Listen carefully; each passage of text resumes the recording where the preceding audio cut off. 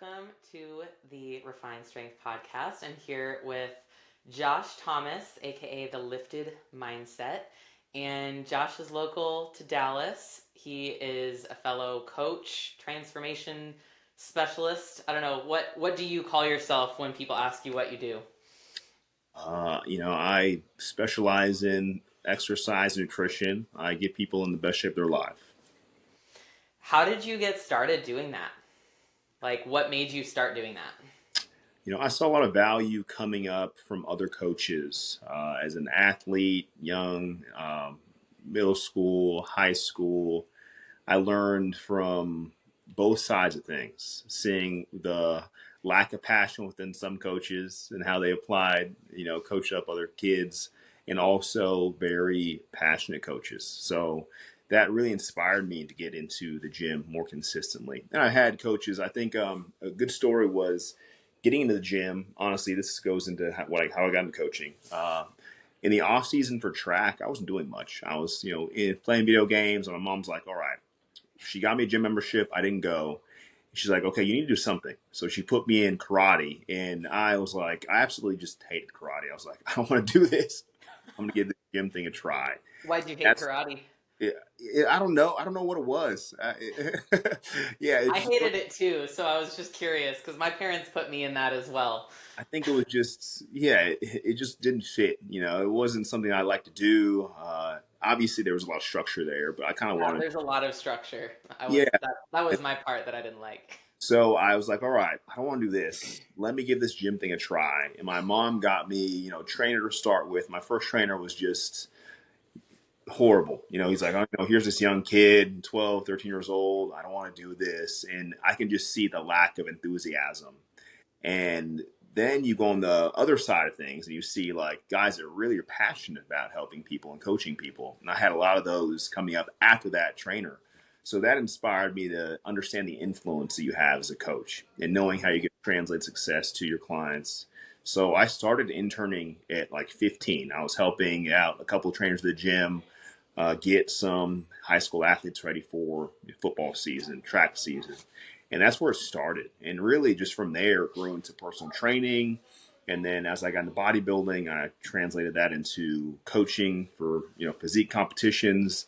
And then now really just focusing on a lot of healthy habit improvement for most people. So really kind of expanding that 12, 16, 20-week prep into something longer for people that really want to adopt healthier habits, more sustainable success within their weight loss, transformation.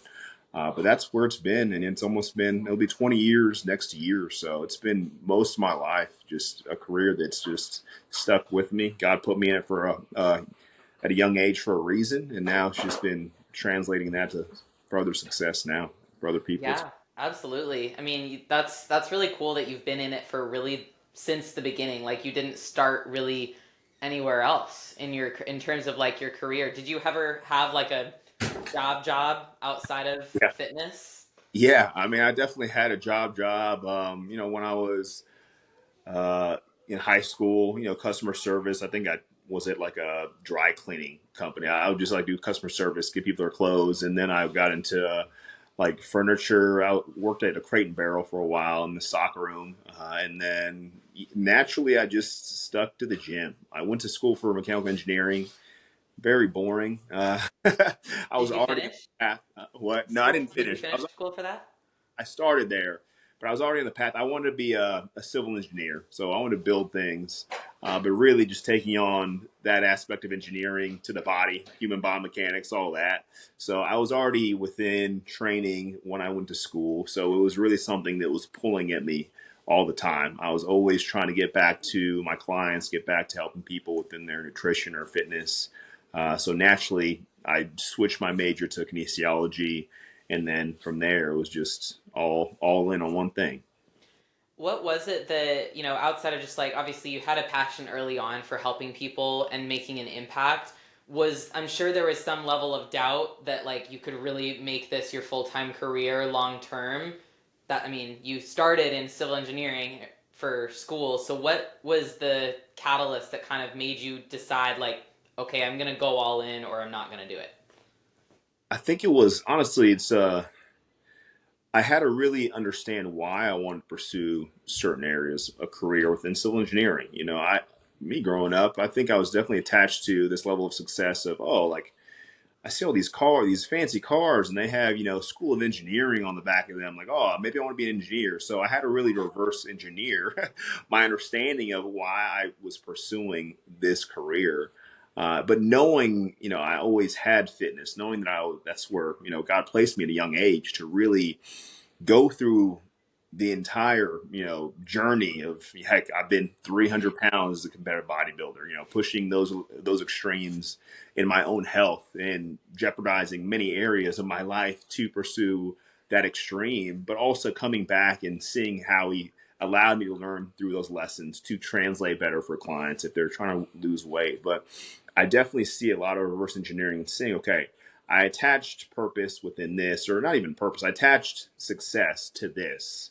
And With a not, lack of purpose, it sounds yeah, like. it's a lack Yeah. of, and you're right, it evolved over the years. It has definitely, as I continue to grow within my profession and even within the household, like, coming up, I lacked a lot of male roles that kind of spoke life into me. And I really understood, like, man, I was in the gym getting success and people were validating me. I was like, oh, you're Mm, big, keep going that that's way. addicting. I naturally attached to that. And, you Yeah. can tell the trajectory of me getting in my biggest and heaviest, strongest, like, oh, that's not even it for me.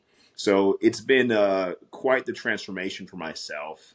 But seeing that testimony and seeing how I can build something through lifted mindset to help other people translate success to certain areas or find that purpose, that's the biggest thing. But I definitely saw a lot of growth within my purpose as a father, showcasing better healthy habits to my kids. And the purpose just continues to grow for that aspect. As coaches, it's you can't take any client where you haven't been in many areas. So knowing that you have to lead yourself very well to be able to not only help other people, but just translate it more clearly and more authentically, because that's what people want. They just want a clear understanding of where they can go for themselves and see how you've lived, how you've continued to lead yourself well, so you can continue to translate that the best way possible for other people. Because at the end of the day, we're just trying to serve people the best way we can. And we all have a testimony. We all have some kind of journey that we've been through, that we've seen both sides of it. We've seen trials, trial and error. We've seen triumphs. We've seen success. So understanding that story we each have and being able to translate it and hopefully attract people that can resonate with that in some aspects of dealing with their own health issues, their own performance issues, and coming back to being a clear example. That's the biggest thing for me as a father, as a husband, as a coach. Yeah. With how your career and also your life as an athlete yourself, you went to pretty high levels as a bodybuilder. What you went to a high level is like at a national stage, right? In 2017, was that Yeah, I won your a last year super heavyweight. competing Yeah, that before was this year? uh, so yeah, 2017. I won junior nationals at super heavyweight. I Hmm. got first there, and then took a break. I mean, really, just that was a killer prep. Honestly, it was just like took a lot out of me. And then I took some time off. I did a show a year later, and that was Phil Heath's show, and I won the overall. But that was a fun show. I did that show in like 11 days, so that was a short prep. But it definitely 2017 was like the all full on prep, like focused on only first place. It was a lot. And how did that? I feel like that probably was a big, like, just big year for you as a person in terms of like finding a different purpose. Because if you did the next year show more or less for fun, not a bunch of planning in that, but like since then, would you say that was the time period that allowed you to really step into more of a purpose behind like helping people in a healthier way, not being so focused on bodybuilding? Talk about like just the struggles of making stepping into that change. Yeah, I mean, I think 2017 was a big catalyst to understanding the influence as a coach. I mean, that's the biggest thing. We're not aware of how, again, going back to how we lead ourselves and how we continue to lead others. So I've had a lot of great coaches. I've had a lot of coaches that that taught me a lot. Good coaches, coaches that maybe didn't have the clear values set in place for health, for longevity. And I learned from all those coaches. So that was a year that I killed myself for a prep. It was truly just very challenging. I was extremely burnt out after that because I gave it all my all, won the show. And then just you get to a point, yeah, there's a mountaintop, You but it's realize like what is this all actually going what is towards? this Like going to? what am I Exactly. getting out of this? Exactly. So that I got to that point, and it was very eye opening because I definitely had to step into a role as my own individual coach because I was running a business with another coach, and he was prepping me for a show too. So that kind of came to a head towards the end of that, and I was just burnt out. My health was just not where it needed to be. So I had to reevaluate a lot of things, and also understand like I needed to make sure that I put myself through it. At the same time, put a lot of I put a lot of trust in someone with my health that just like it didn't turn out very well. So I was a big green light for me. Like, all right, I need to focus on myself, on my health, Yeah. and lead. Ultimately, I had two kids at the time, two boys and a wife. So I was like, I need to lead myself better. So that was something that really opened up, and I woke up to a lot of things that year.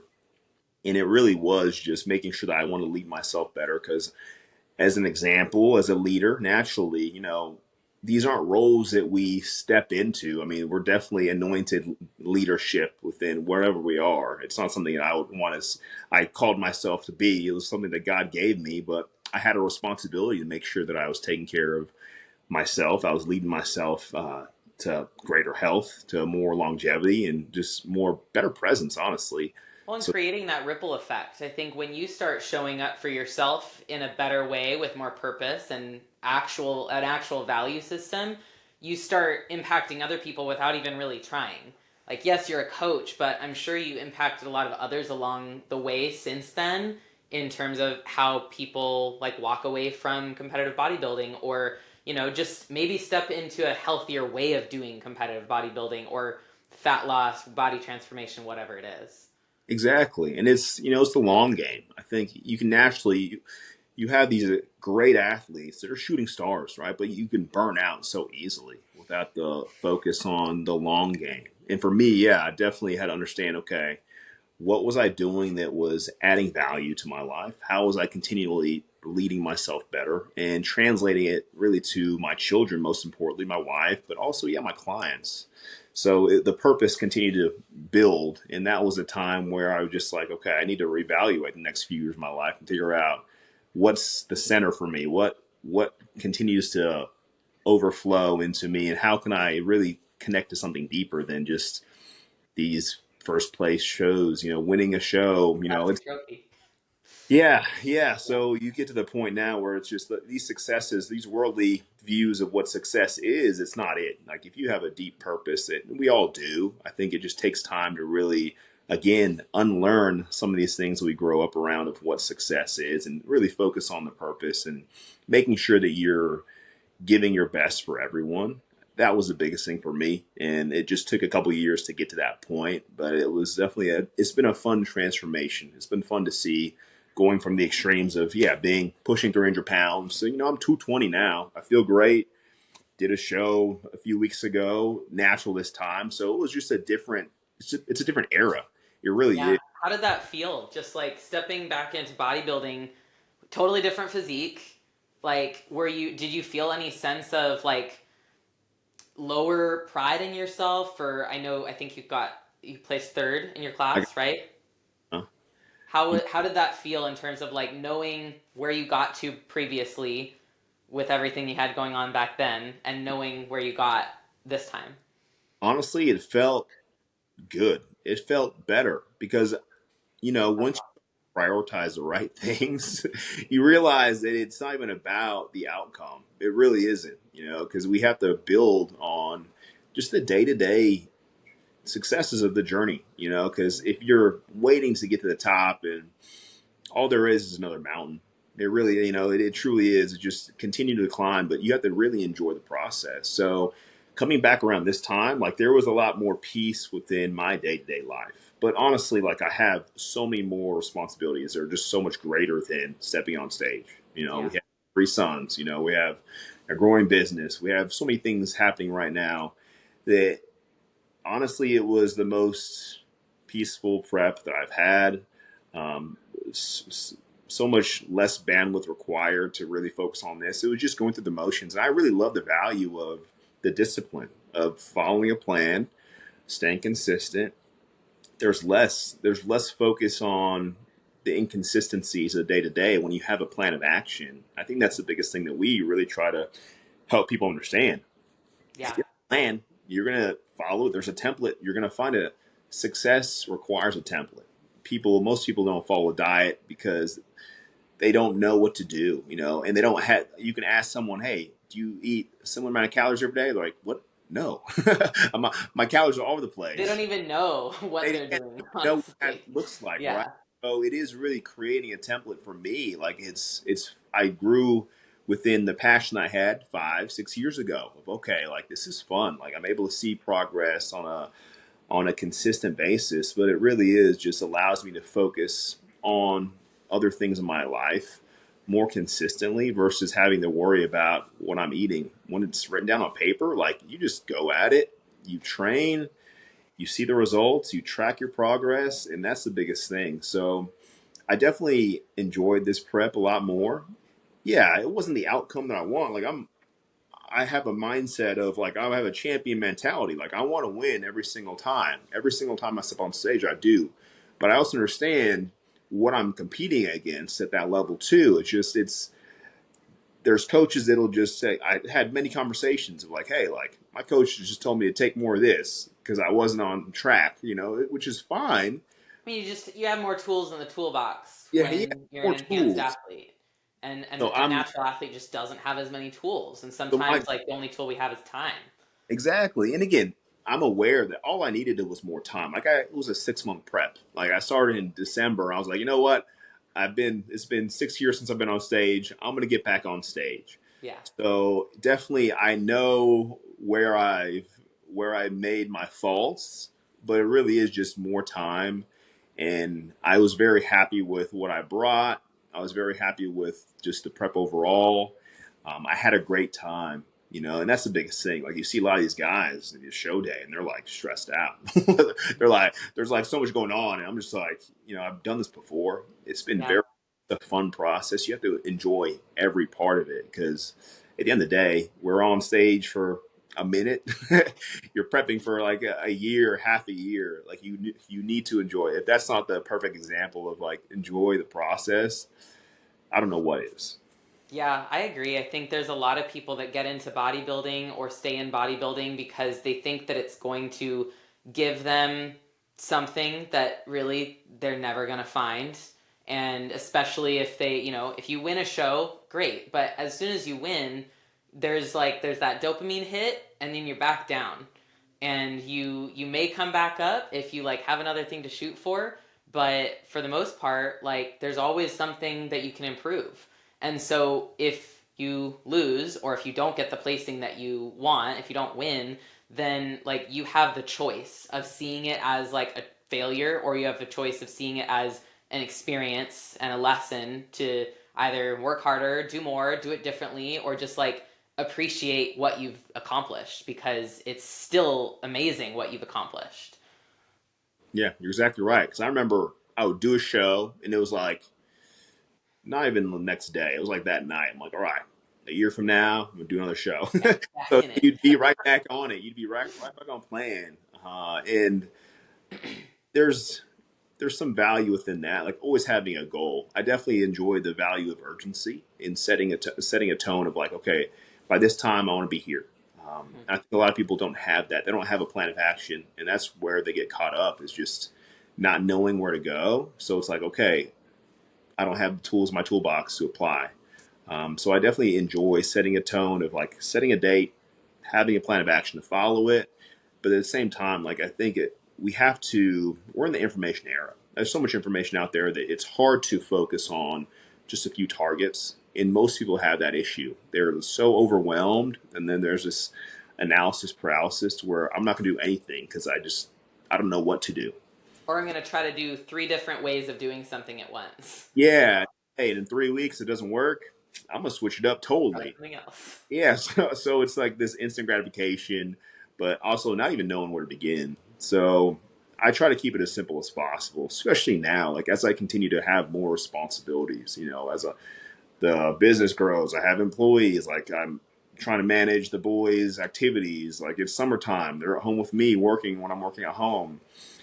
There's so many areas of my life that are chaotic, very out of my control. Let me just focus on what I know I can control: my nutrition, my workouts, my recovery. And I think naturally, everything over time continues to compound in the right direction. If you're leading yourself well, all the other things will take care of themselves. Yeah, I think that's something that a lot of people miss when they do have so much going on or when they do have such big goals. Is like, oh my God, there's so many things to think about. But like you said, just controlling what you can control, focusing on like the little actions every day that add up, because you're not going to be able to save the world in a day. You have to chip away at it just little by little. What do you feel like has allowed you to step into that more like peaceful, organized chaos from maybe not being able to handle as much previously? I mean, honestly, that's the guy upstairs. that Yeah, that's God. Like honestly, at the end of the day, I've seen so much. I feel like I've lived many lives. Or I've been in the gym since I was 12, so I'm 34 now. I've been training for 22 years. Um, Throughout, I can see my life and just being in bodybuilding. It can be very challenging from a worldly view of, okay, this is the success within bodybuilding. You have to be big. You have to prioritize all these different things. And I've seen a lot of people that I look up to just lose themselves, honestly, like pass away. And to know like where I've been at 300 pounds, my father passed away 3 years ago, heart attack at 57. So like to have an awareness of like, man, that could have been me, pushing my how body. precious life is. Obviously, hey, weight's weight. If it's muscle, if it's body fat, like your body is working just as much to move. Yeah, your body's still stressed. Yeah, it's still Yeah, stress. And just the inflammation that I had, like looking back, it's just a night and day difference to where I am now versus where I was, or even who I was. It was truly a shift in my mindset. So I have to attribute, I can only attribute that to something greater than myself, and that's God, that's His hand in my life. And just the awareness He's given me to think bigger. I started lifting mindset with the idea of think bigger, exist better. So for me, that means there's something different to everyone, obviously, but for me, it's generational health. It's like legacy. So knowing that growing up, I didn't have that father role to speak life into me, to lead me clearly, but God was always there guiding me, to come to a point where like, man, what a blessing I have to be healthy, to come from what I know, to unlearn many of the conditioned things I learned, to be a father of three young boys. Like that's truly big something. responsibility. Yeah, that's truly something that is a gift from God. Knowing that, man, I had that responsibility and I can lead myself better because I have the awareness of an absent father to being a more present father. Like I have the ability to just change and heal everything that came before me. So that definitely is something that I continue to lean into because my faith is very strong in knowing that everything that's out of my control is going to take care of itself. Like it's true. And I didn't have that 5, 6 years ago within these preps, within just, going through everything I went through. So as I I was continue, gonna ask, how do you feel like that path that God, like you're on the path that God put you on now? How do you feel like that was impacting you 5, 6 years ago? Like when you were really pushing it, like did you have that in your life at that time, or was it kind of just like fuzzy and distant? it was, I think you said it perfectly. It's like fuzzy, right? It's like if you turn on the TV and, the snow when it's like just like really fuzzy. It was like that, right? I've always grew up around church, but it wasn't really something that's. I was very lukewarm with it. Like I wouldn't even say lukewarm. Whatever's less than lukewarm. Yeah, Cold. Let's just say cold. Okay, yeah. Uh, but understanding, yeah, as what I've gone through, being able to, because we always talk about like what's visible, there has to be some kind of supernatural correlation. So, like, if I can sense transformation within, let's just say my own life, from 300 pounds to right now, 220, like an 80-pound difference, like, I really see a lot of supernatural connection between those two individuals. Like, it's a completely different mindset. And and I'm sure as coaches, you do the same thing, but we try to focus on it all starts with what you think. Hmm. Because naturally, how you think translates into your I behavior, feel. mood, how you feel, and then how you act. So I have to have a complete shift within my mindset and also be able to understand what people are attaching themselves to or holding on to. Because I remember, hey, I was holding on to a lot of things.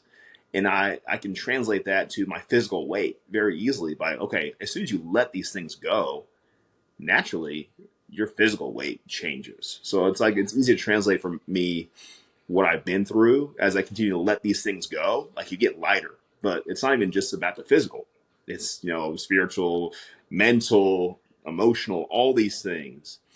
So I definitely see the transformation within like just God's presence in my life and how I continue to evolve and just lean more into Him and give Him everything I can control. All my worries. Like most people just stress over.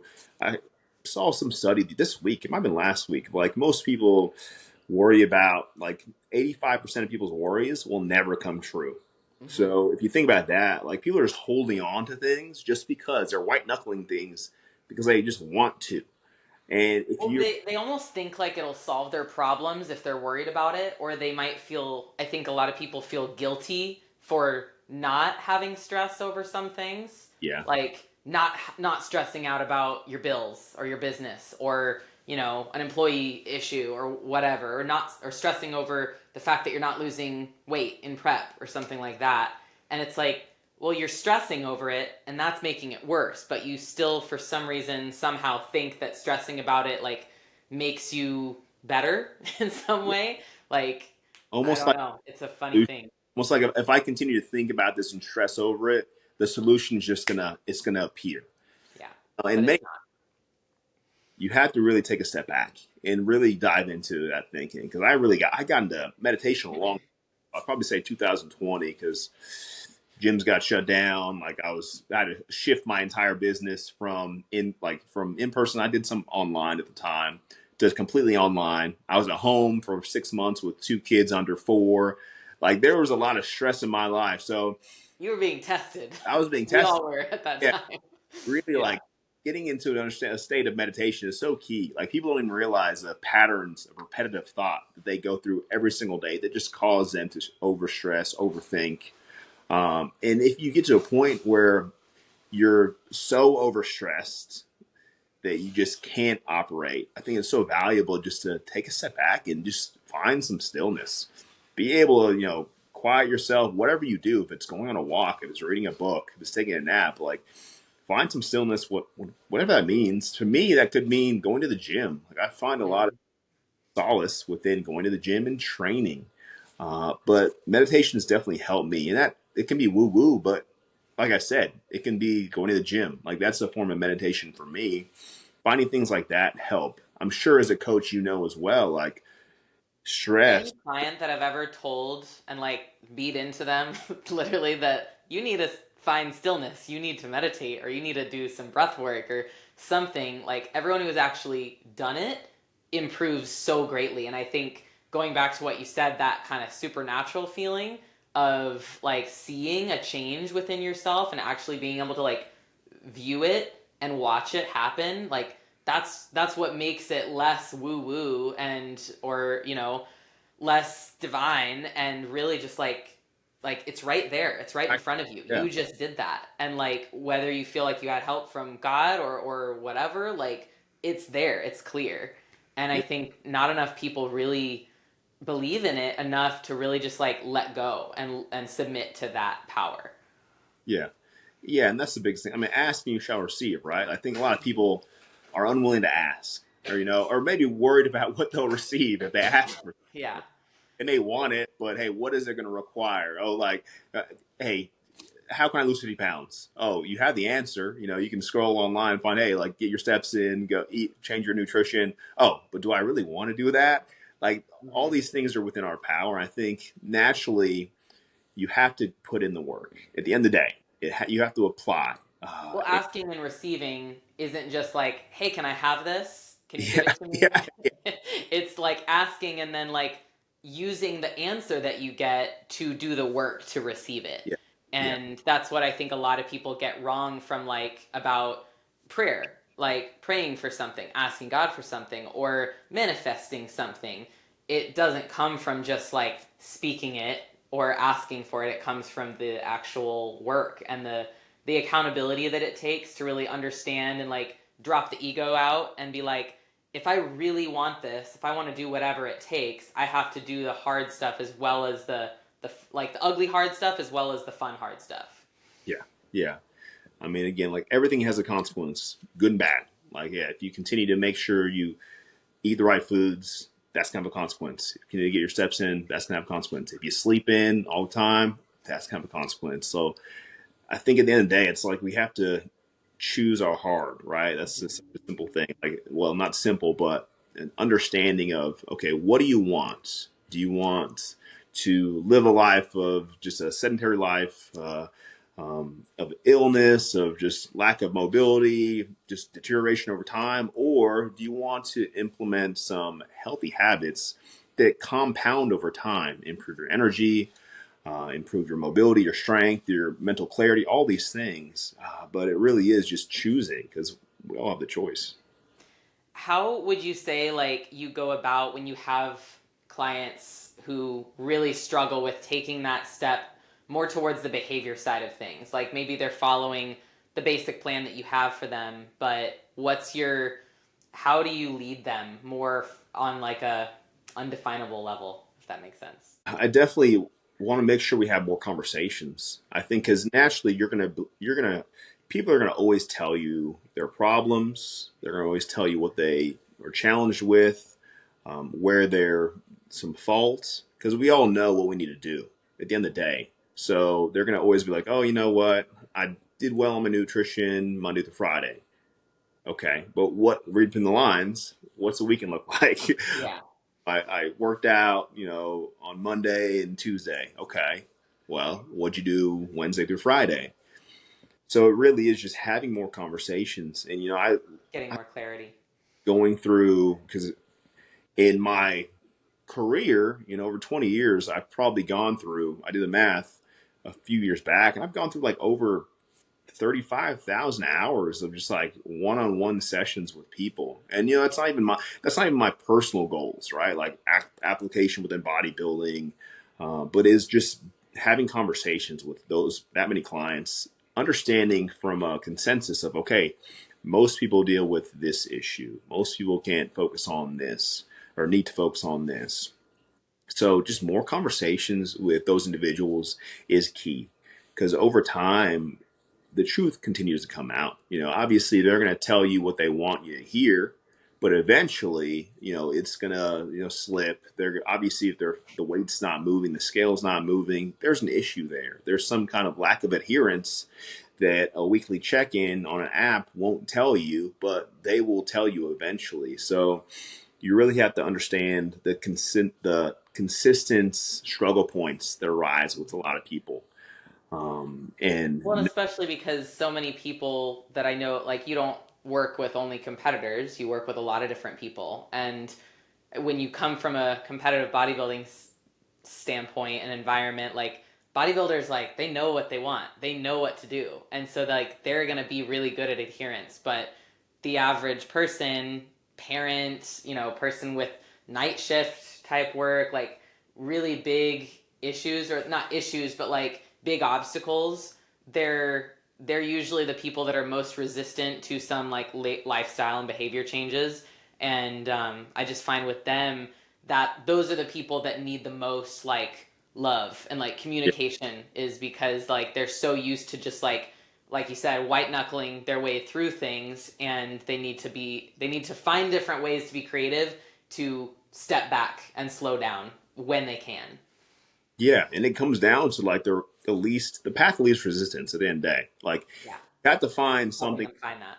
applicable that is sustainable for someone with the least amount of energy sometimes, because people are coming to me with low energy, low understanding of nutrition, of exercise.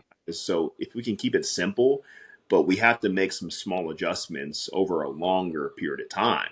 And Mm-hmm. that's the difference between like lifestyle changes from someone who needs to lose 60 pounds to maybe someone just wants to get on stage, right? Their focus is definitely honed in on a specific day. Mm-hmm. But really understanding, like for the average person, it really is like I try to explain our habits. We're like on a cruise ship, right? You can't turn a cruise ship around 180 degrees just like that, quick, right? It's 1 degree at a time to get to a direction that they're seeing success compound over a shorter period of time. Yeah. So I really try to prioritize the average person to understand, hey, if we're coaching, you're coaching with me for a year. At the very minimum, it'll be a year. Because knowing that it takes at least 6 months to fully adhere to a plan, especially if you don't know anything about nutrition, anything about recovery, then you understand, okay, once you get through that year, you've built up enough metabolic resilience, you built some muscle. Now that muscle's working for you to burn body fat on a more consistent basis, to where the first 3 4 months, like we're just scraping, the surface of what's possible to build some adherence rate to you going on your own in a year. You were able to follow it consistently and see success.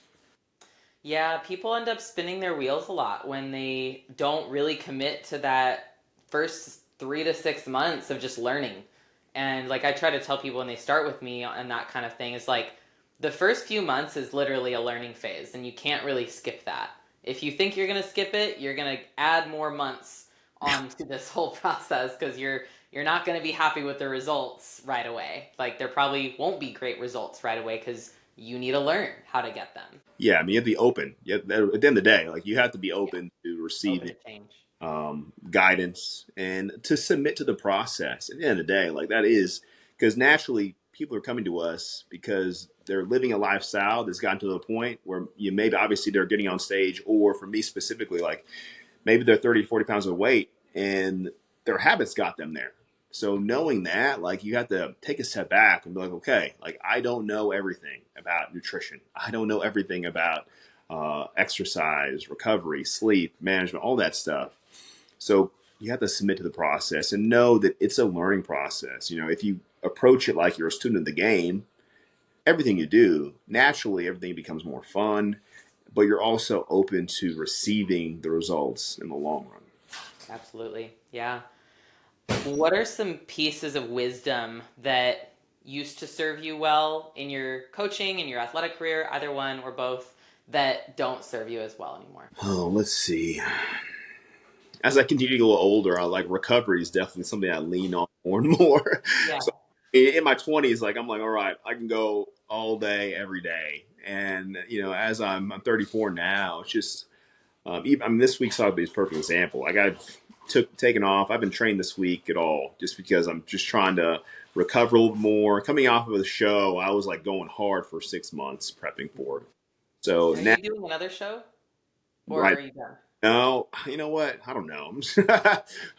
I'm definitely gonna focus on continually improve what I need to improve on, which is like my conditioning. Yeah. Possibly, I feel like I only was really at a 6 month run, so I think I just need more time. Hmm. It definitely sparked up a fire under me a little more to get more consistent with my nutrition and training. And now that my business is in a place now where it's running pretty well, I have more time. So we'll see. maybe later this year. But I definitely see recovery being a big one, especially in my 20s, I was an enhanced athlete. So now that I'm in my 30s, like I realize as a natural athlete, it's just different. I'm not, Hmm. my recovery's down. My recovery's different. I need to prioritize um, many aspects that I haven't in my 20s. So recovery is huge. Listening to my body, knowing that I cannot train as intensely as I have in my 20s. But knowing that's a big one for me. What else? Just really the power of nutrition. I think like that's Mhm. the biggest one for me. Like in my 20s, again, like as a bodybuilder, I had on a budget. You buying bulk protein, buying what you can versus like now I Low prioritize. nutrient variety, nutrient Yeah, density. Yeah. as gut health now, I prioritize. Okay, if I can have a higher quality of nutrient dense food, naturally my body's going to assimilate it better, and I don't have to spend more in the grocery store when my body's actually utilizing the higher quality food that it wasn't when I was just buying cheap food.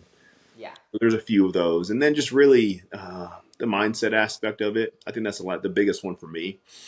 I've been in the gym for 22 years. I have conversations on a regular basis of like what keeps me in the gym, and it really is just it's transcended the physical aspect of it. Obviously you see someone that walks in the gym and sees me.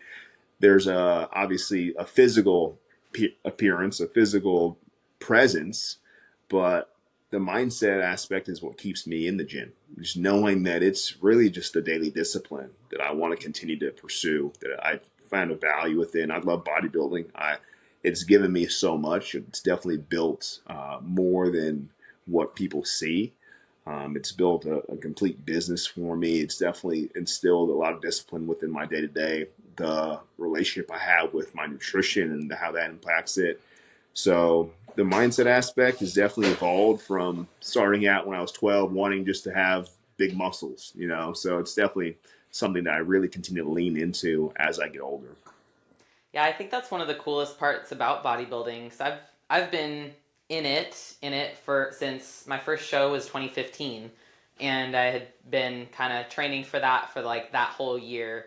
And before that, I was doing like personal training and a lot of functional stuff, group classes I was teaching. But since then, like I've changed a whole lot, and I'm still bodybuilding and continuing to try to progress as a pro. But like I think, like you said, a lot of those same things have become more of a priority for me. But it's also shown me, just like you said, the power of the sport. And like it could be any sport, but the discipline is really what carries you through. And it's if you allow things that are more surface level, like winning a trophy or getting a pro card or, enough a certain amount of followers on Instagram or sponsorships or whatever, if you allow those things to be your driver, you are going to run out and you are going to get bored of the monotony. And that's one of the biggest things I notice in like newer competitors that they get frustrated with is the monotony, is not frustrated but more just bored, right? And they feel like, I had a guy tell me monotony is really getting to me, and I'm like, well, that's life. Like monotony is that's part of life, and you can try to think that you're going to get just this like wild and different day every day, but that's just not how life works. Most people have a job where they have to show up every day and do the same things, and that's what bodybuilding is, and that's what, if you want a very specific result, that's what you have to do.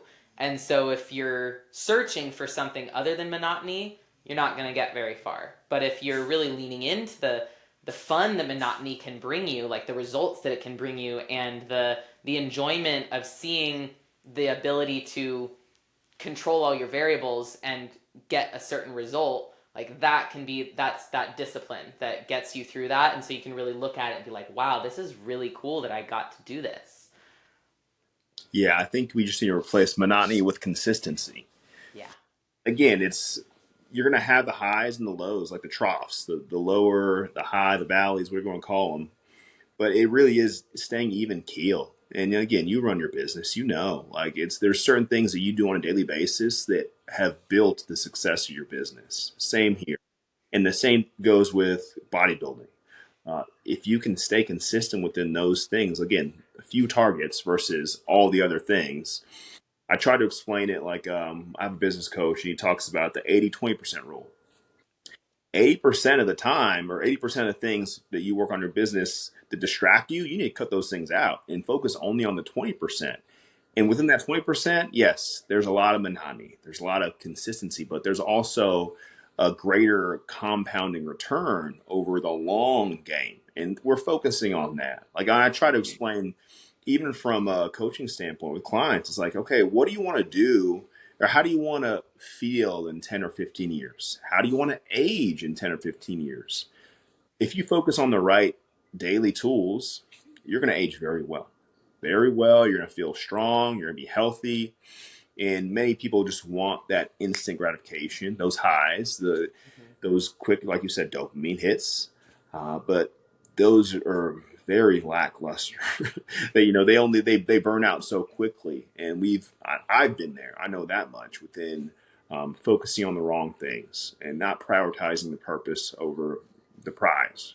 But yeah, it really is just consistency, and sometimes it sounds boring to some people, but if you have the right maturity, you understand the value of that because it's more predictable in that sense. It gives you just better feedback and it's more trackable.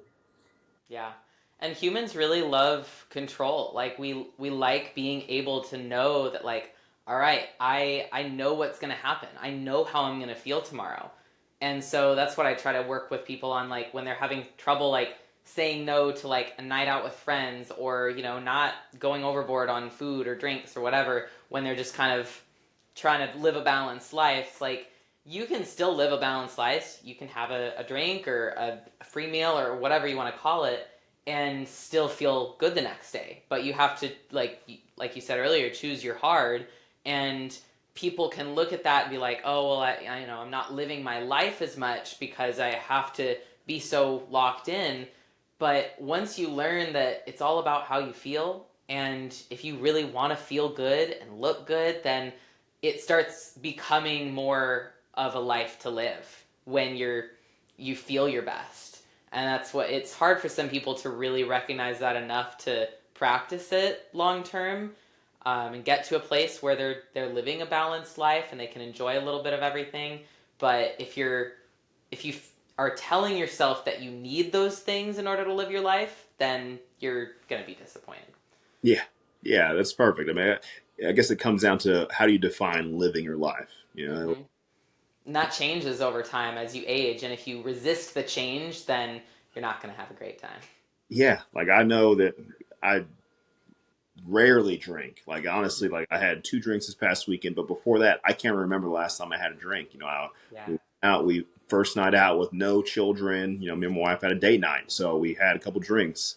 But it's not something that I focus on or I even think about. There's always like, oh, I need a drink. No, it's we also know as coaches though, like the negative or adverse impact of that. I have clients that the only reason they are not in shape or healthy is because they cannot let go of alcohol.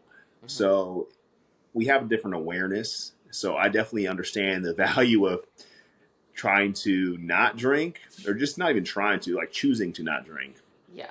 versus just falling to that. Because again, we all have something that controls us in some aspects, but if you can have the discipline to know like this is negatively impacting my life, all right, all you got to do is eliminate it or substitute it with something of a higher value that you actually get a return on.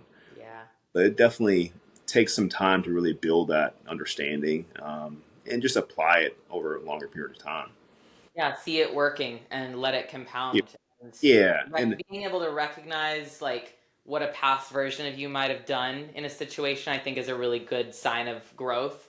And yeah, I try to recognize that in my clients as I notice little things like how they speak about themselves in their check-in or something like that. Like I went out with my friends and I actually didn't even feel like I needed a drink. Like, yeah, that's great. Like, look at you.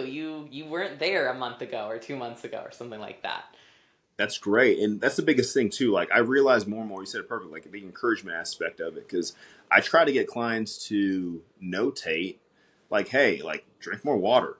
Oh, how do you feel? Oh, you're more energized. Like take notes. Like all Read these, between the lines. yeah, all these small things over time will give you positive feedback. You just have to take a step back and have do a checklist of, okay, that's why every single Friday I have clients check in like, how's your sleep this week? So they can have a retrospective, like, okay, like how was my sleep this week? A lot of people don't think like that, or even have a tracking capability to assess. Oh, my sleep was off because of this. I was traveling out of town. Oh, I had a few drinks that night.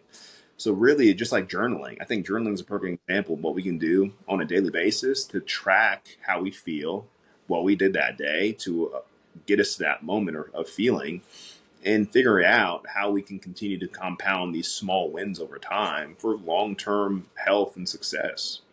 Yeah, journaling, any kind of like, whether you're writing things down, talking about it, writing on a social media post or something like that, like it's all a way that you can become more self-aware. And the more self-aware we are, the better we can really look at what we're doing and what the effects are. If you're giving your coach biofeedback every week and you actually write down how you're feeling, and there's a trend of you feeling like shit, then there's probably other trends that you can notice Yeah. about your water intake or your training or your food or whatever. And so that self-awareness is what I think a lot of people don't recognize that they can gain from coaching, is like, because my goal eventually for my clients is like that you won't need me eventually.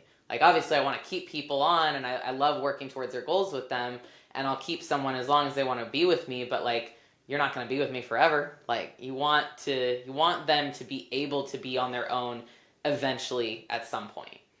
Yeah, you want to empower them at the end of the Yeah. day. Like, for the goal for, I think, whatever you do, if you sell a product, if you have a service, like, we just want to continue to empower people to think bigger for themselves, to be able to apply it, to learn, to build the awareness, like you said, to continue Yeah. to apply on a consistent basis, to continue to see success within whatever field they want to pursue. Yeah. Self-awareness is really powerful.